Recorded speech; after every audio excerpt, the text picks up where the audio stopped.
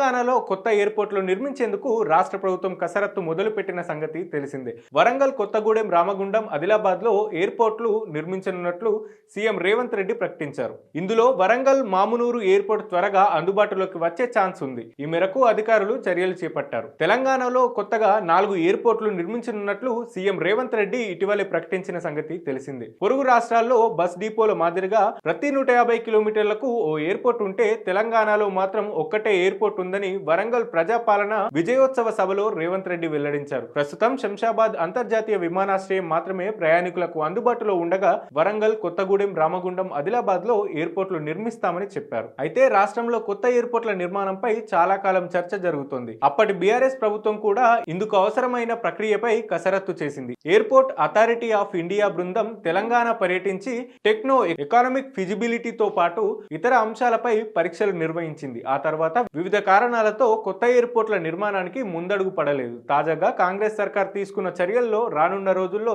రాష్ట్రంలో 4 విమానాశ్రయాలు అందుబాటులోకి రానున్నాయి. ఇందులోనూ వరంగల్ ఎయిర్పోర్ట్ అన్నిటికంటే ముందుగా అందుబాటులోకి వచ్చే ఛాన్స్ ఉంది. హైదరాబాద్ తర్వాత తెలంగాణలో అతిపెద్ద నగరం వరంగల్. ఇక్కడి మామునూరు నిజాం కాలంలోనే ఎయిర్పోర్ట్ నిర్మించారు.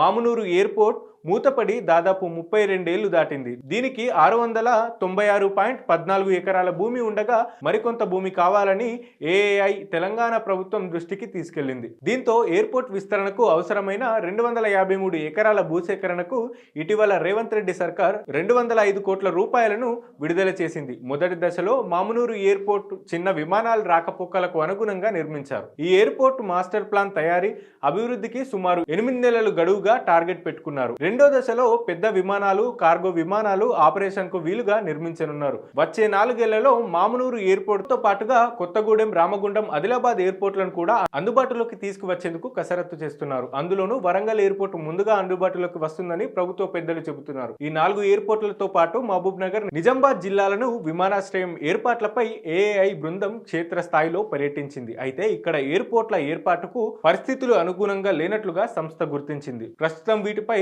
సస్పెన్స్ నెలకొన్నట్లుగా తెలుస్తోంది.